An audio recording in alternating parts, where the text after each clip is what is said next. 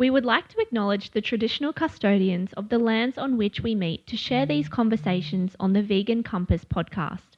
We extend our respect to elders past and present, as well as any of our listeners and guests.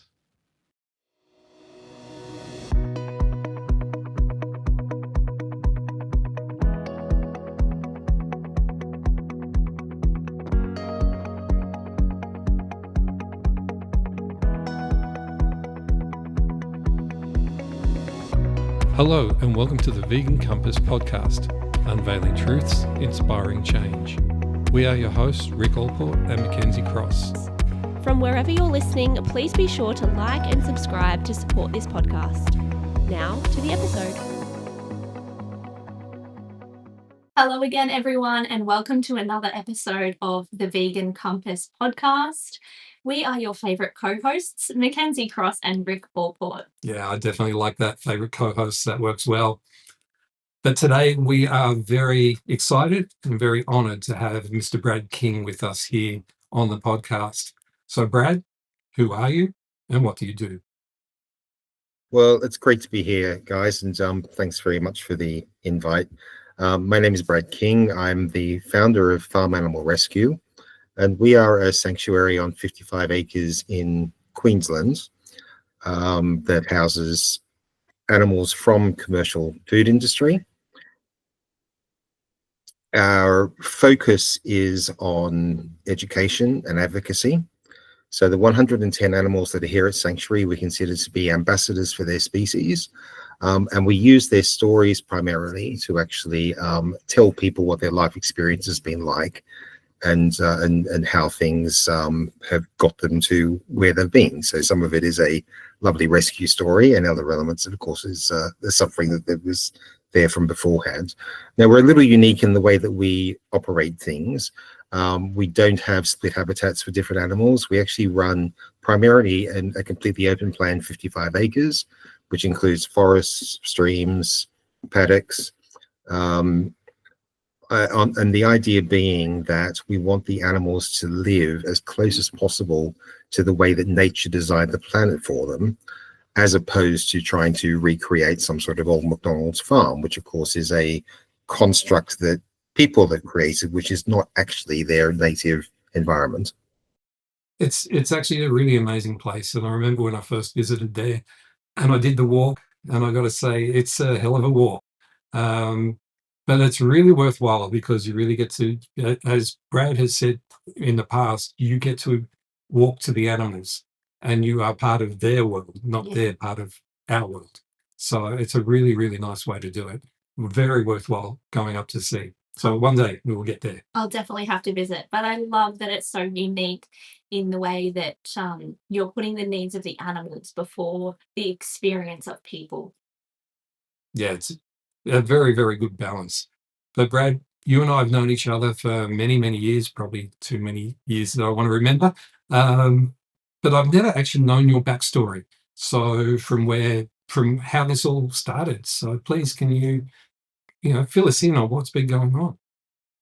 For sure. Yeah, well, I actually moved to Queensland from Florida. I was in Florida for 10 years after moving there from the UK. And not long after arriving in Florida, I became aware of the detail of the animal agriculture industry. I had been vegetarian for most of my life and always considered that animal agriculture had no relation to me because I was vegetarian. But of course, as soon as you become aware of the way that animal agriculture works, you realize that dairy and eggs are quite possibly the very worst of it. So of course that was quite shocking to realize and everything. Now there's a wonderful organization in Florida called the Animal Rights Foundation of Florida, and I got involved with them. And this would have been probably 2002, 2003. We actually set up video screens on Lincoln Mall, which is one of the main thoroughfares on Miami South Beach, and were showing video of factory farms and handing out literature and things way back then. And of course, it wasn't like it wasn't like it is today where you pull out your laptop and everything. We had big TVs and car batteries, and it was quite the setup. But we worked there, trying, of course, to get people to understand what the situation was with animals. And while I was involved in that, I became involved in a small way with Farm Sanctuary, which is based in New York. And I had a couple of trips up there and just realized the strength of advocacy that comes through the animals themselves. So how much more effective it is for the animals to be able to tell their story than it is for us to do it for them. And I felt that their highly educational approach and their very high standards was something that it would be worth bringing to Australia. So when we decided to make the move here from the US, it was with the intentional purpose of finding a property where we could set up a sanctuary that would achieve all of those objectives. Wow, that's all really interesting. Thank you so much for telling us the backstory, because I, of course, hadn't met you before today. So it's nice to know that. So in what year did you move to Australia? Oh, you're taxing me now. What are we, 2024? Probably 2010-ish. Okay, so like about 5 years before I met you. So, Yes.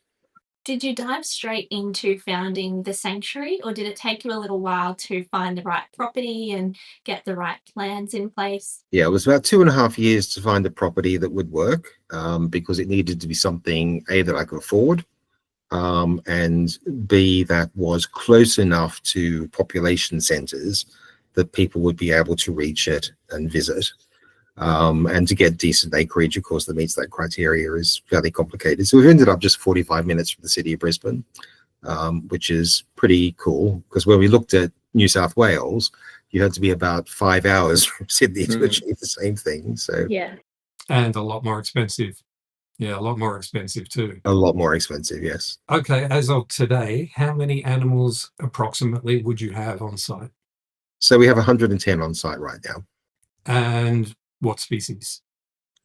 So we are all about animal agriculture. So we're confined to really the primary types of animals that are used for food production.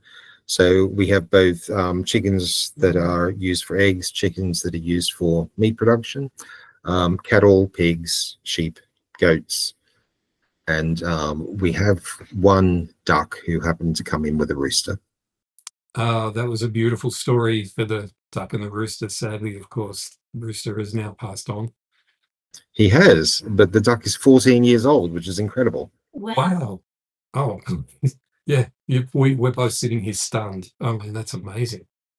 That's pretty impressive. Yeah. She's So- she's an impressive lady. So you already touched on, Brad, that these animals come from factory farms and animal agriculture situations.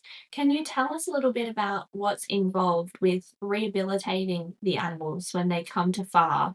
Are there any specific steps or therapies that you use to help them recover, I guess, both physically and mentally from what they've experienced? Sure. So the animals, as I say, usually come from commercial food industry. And we're very lucky to have a very dedicated team of people who are actually doing a lot of investigations for us. So they are, and these are not the undercover investigations. It's all above board and everything. But they are always out there collating information and so forth. So often the animals that we get are ones that they've been able to negotiate out of the situation that they're in, which means that they're going to be particularly poorly. So we're very used to them coming in really pretty bad condition as it goes from there. Now, I've got to say, 90% of a recovery is good food and clean surroundings. It's amazing the number that we've had that have come in like that. And there's actually just recently we had a chicken come into sanctuary who was destined for the dead pile. And we actually have a photo of her on the floor of the battery cage farm, barely able to move, just languishing there. And literally, so she got to come out, and she wasn't taken to the dead pile. She got rescued, came here to sanctuary. We have done nothing other than give her clean living conditions and good food, and she's 100%. Oh, wow. So in Is some there a ways it's easier than people think, because the conditions within commercial agriculture are so bad Yeah. that it's the conditions quite often that are actually making them ill. It's probably the exposure to sunlight as well, and just things that are more happy and Mm. motivating, that give them a sense of purpose as well. Yeah, Rather reason to than get those up in the morning. Yeah, rather than those depressing cages that they stare at the same bars every day for their whole life. And their cages are so tiny, they're just jammed into them. But Brad, maybe you could actually share us the before and after photo with us, so we can use that to show people, to illustrate the story. Yeah, thank you. We'd love to share that story on our Yeah, social media. beautiful story, and I think everybody would love to see the before and after shots. Now, what does a typical day at FAR look like? I'd love to say there was a typical day. At one level, it's like running a hotel. So you get everybody up in the morning, you do all the cleaning, feed everybody, prep the beds, and then put them to bed at the end of the day. That's the overarching structure around it. But of course, it's depending on the weather, depending on what veterinary requirements there are, depending on the number of volunteers that we have available on the day, things can vary quite a lot. But as I say, there is an overall structure to it, and it is really running a hotel for non-paying guests. Yeah, they should start paying their way, I think.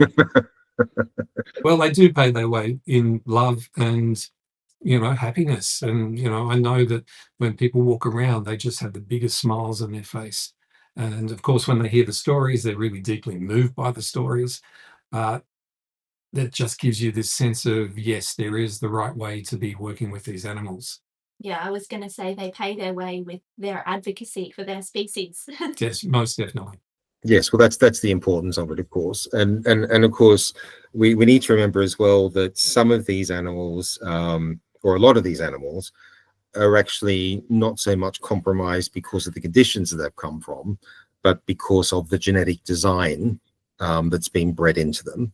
Because we want, as a society, we want animals that are going to grow quickly, that are not going to eat very much, but produce, way more meat, um, and lay ridiculous amounts, produce ridiculous amounts of milk. And of course, this is incredibly taxing on their bodies. But because we deal with genetic design these days, these are not things that we can reverse. So we can really only support, give supportive care to the fact that they are born like this. But that makes me feel really sad for animals like broilers, Yeah. who we simply cannot rescue, because what broilers are captured in is these ridiculous bodies that they've been born into. The majority of the broilers we have here at Sanctuary are the Ross 308 variety. So this is your 35-day hatching to slaughter variety of chicken. And their bodies are ridiculous. And there really is very little we can do. We keep them on a very restricted diet, to try to keep them as not heavy as possible. But of course, the problem is, because they're designed to put on weight, as a rule, they will prefer to put on weight as opposed to use it to exercise. Yeah. So they're a very difficult species. But all of the others that have come from these types of environments, of course, have those sorts of issues as well. So that is a difficult element of it, because these are animals that you can't fix. It's all about supportive care. Now, correct me if I'm wrong. I remember one of the stories about one of the pigs that was there. I can't remember the pig's name, but you talked about how they bred them to have extra ribs. Is this correct? Yes. So, like, that's just so bizarre. It's just, we're just messing with nature and the natural scheme of things. That's ridiculous. Frankenstein with animals, Yeah. really. And I think it's something that most people who consume animals and animal byproducts probably don't know, that they're eating chickens that are 35 days old or eating pigs that have been bred to have extra ribs?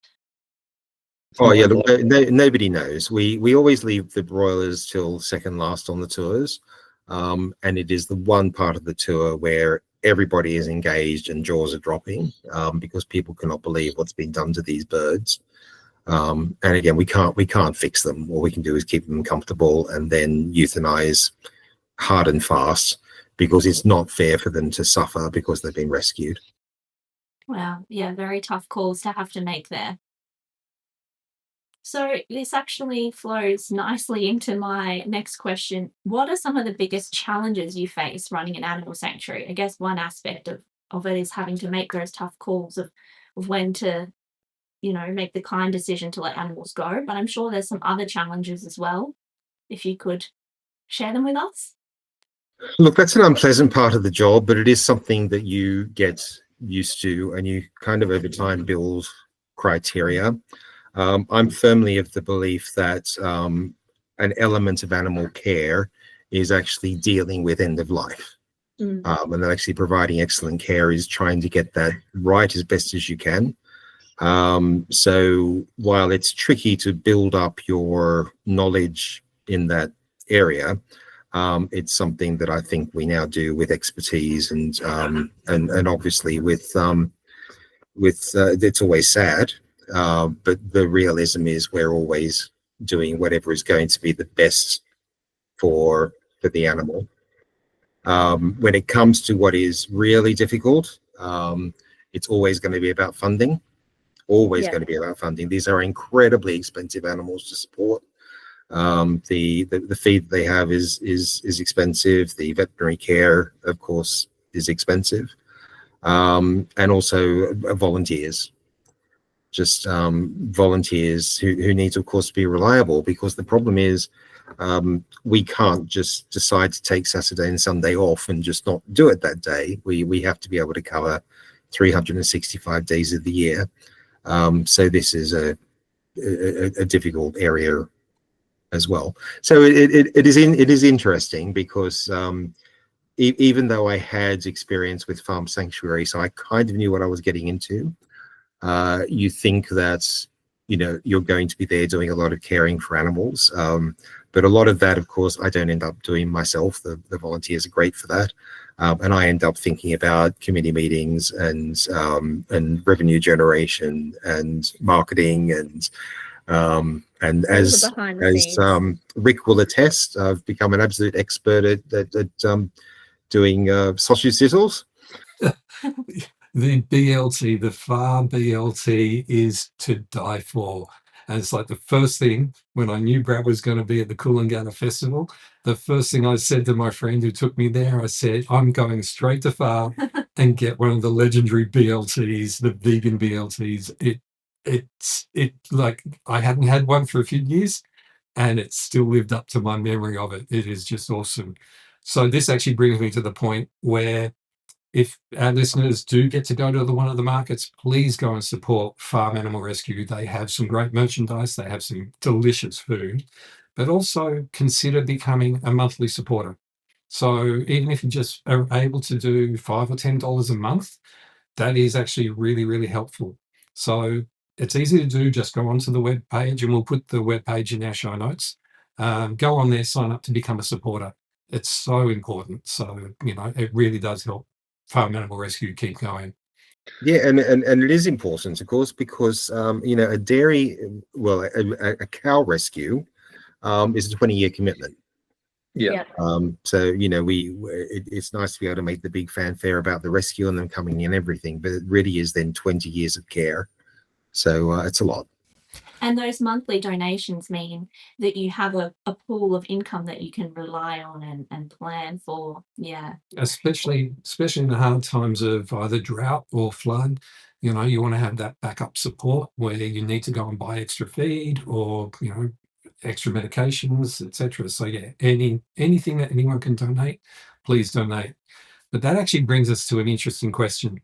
So we know you're not supposed to have favorites, but is there a particular animal or rescue story that's close to your heart that is like rescue, like your favorite sort of stories or favorite animals? Give us the warm and fuzzies. We all Yeah. want the warm and fuzzy feeling.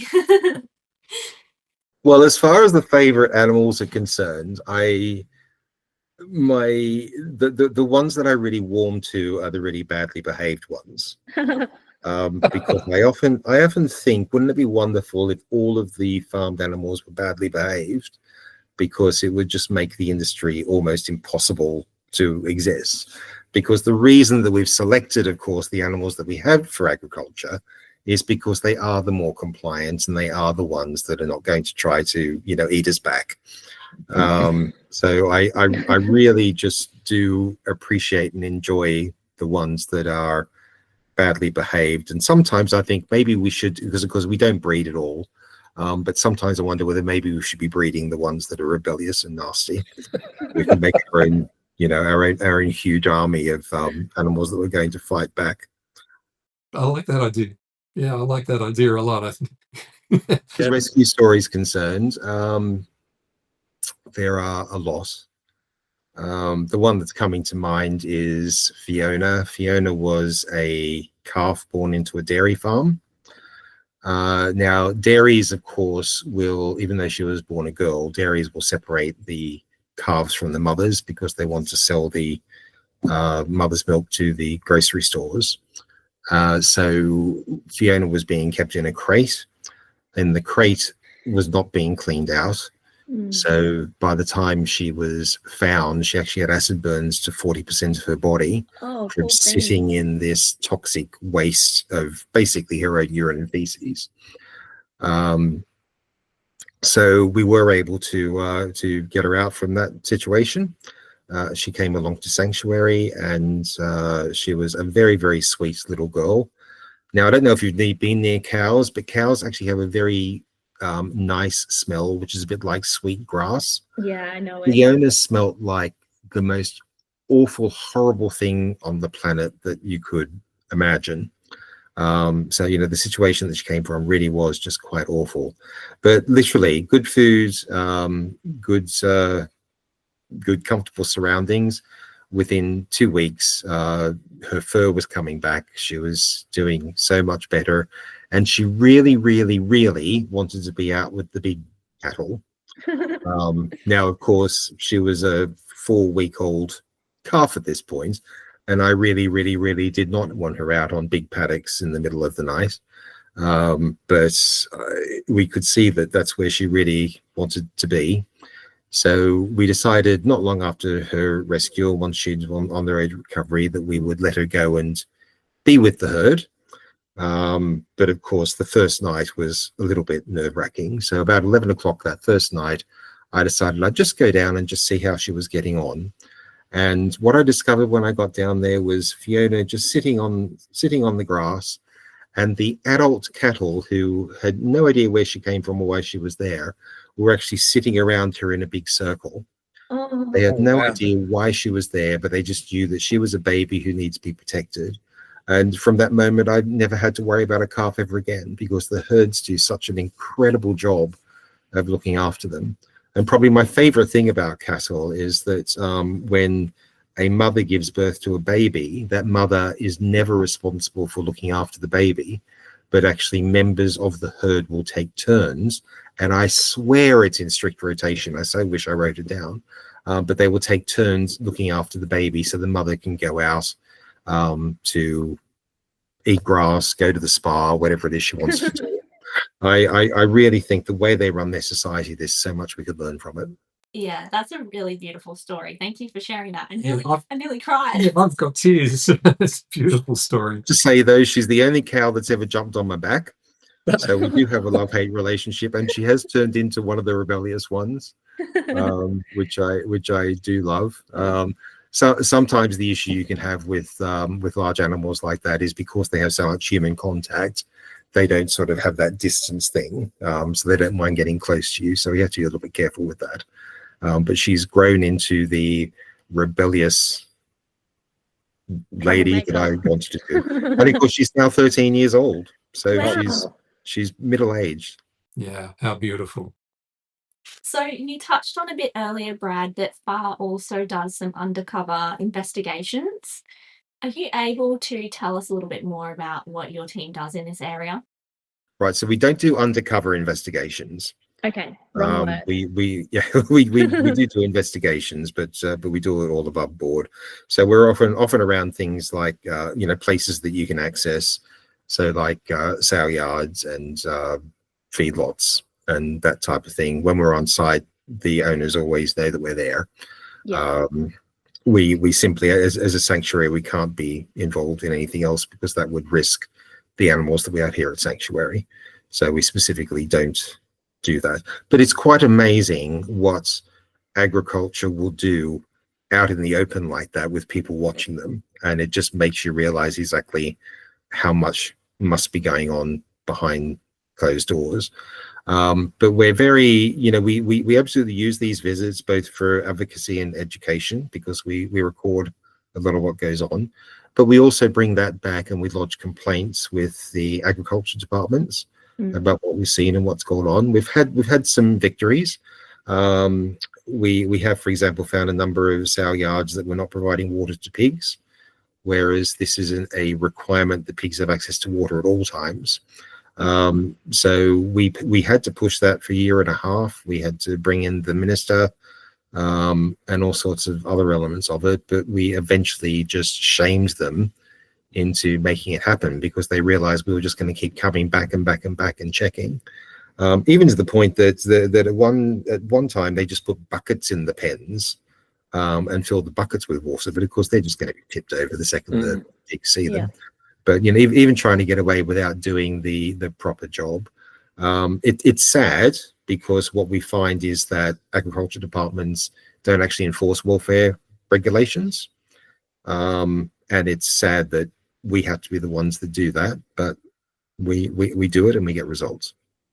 So there's a slight little segue here because I know that FAR is volunteer run. And you do have and we mentioned before, the volunteers that are there, and you need extra volunteers always. But of course, volunteers are always important. What roles do volunteers usually take on in sanctuary life? So the majority of our volunteers would fall into either fundraising or animal care. The fundraising team is about 5 times the size of the animal care team. For obvious reasons. And that's everything from markets to donation box collections and all of that type of thing. The animal care guys, we really have 2 types of role. We have one that's a habitat cleaner. You just come in and clean stuff. And the other one is where you actually get to work with the team that are on site, because the majority of our volunteers actually, we have live-in accommodation on the property, and the majority of our volunteers are actually living in on site, often backpackers. But staying 30, 60, 90 days doing that. So the people who want to do the animal care role will actually come in and they'll work with those guys, and they'll learn everything from how you handle the animals to how you medicate them, to how you identify health issues. So we have the full gamut, really. If you have some time and you want to do something useful and we can rely on you week after week, please get in touch. Yes, the reliability factor, that is so huge, especially because you expect people to turn up and you want people to be there all the time. So, well, not all the time, in their shifts. One day, it has to be done every day. Yeah, absolutely. Yeah, I have done some volunteer work at a sanctuary in the past, and I can definitely say it's worthwhile, even if you're just the glorified poop scooper. You still get some, yeah, it's important, and you still get some animal pats and cuddles at the end. So yeah, it's definitely worth it. So we're talking about comfortable living conditions. That's the number one thing, is not living in your own waste. Yeah. Absolutely. So do you have any advice for people interested in volunteering at an animal sanctuary? Find out where your local sanctuary is and shoot them a message. Good advice. They'll be delighted to hear from you. Absolutely. Now, looking into the future, what is your future visions for farm animal rescue? Are there any goals or dreams you're working towards to expand the impact of the sanctuary, or where are we sitting? It's so hard right now because, of course, we've all been knocked around by the economy the last year or two. Everybody's been having a hard time. So just being here next year is probably our first objective. But beyond that, we really want to build the network of people that we are able to reach. We believe that the way that we do advocacy is very non-confrontational. When people come along to the sanctuary, we are not telling them what to do or how to react to the things that they're saying. We're just giving them information and stories. And we very, very much want to build on that, particularly in the digital space, so that we can get more people just understanding the realities of the lives that these animals live. We're not intending to move to larger premises or anything like that, because our focus, it doesn't matter if you're on 1,000 acres, the number of animals that you can rescue compared to the billions that are tied up in these industries really is always going to be a drop in the ocean. So our focus is absolutely on expanding our reach and our message. Yeah, very important. Thank you so much for your time today. We've covered a lot of ground. Was there anything that you wanted to mention that maybe we didn't ask or we didn't touch on? I honestly cannot think of anything. I think you've covered it from front to back. Well, can you share with us how people can contact you? So either email, social media, what is the best way, and what are your social media tags? Our social media tags. Well, your social media addresses. Tags was the wrong word. Like, it came out of my mouth and I went, no, that doesn't sound right. Yeah. Like, what's your name on Instagram? Yeah, so look, the best way to get in contact with us is always by email. It's definitely much easier to control that way. So farm@farmanimalrescue.org.au is the most frequently used, I'm guessing. Of course, like everybody, we are everywhere on social media, so Facebook, Instagram, TikTok. We may not be on X much longer, because Blue Sky seems exciting. But it's all of those platforms. We certainly have a presence there, and of course you can message us any of the ways through there. What we really love, though, is that when we put out content telling the stories of the animals, please share it, because this is primarily how we are making a difference to the planet. Look, that's just amazing. And as Mackenzie said, thank you so much for your time here today, because we know that you've come in from major rainstorms and it's been a pretty trying few days for you with all the rain that's been happening. Well, we can't thank you enough for sharing your story with us, Brad.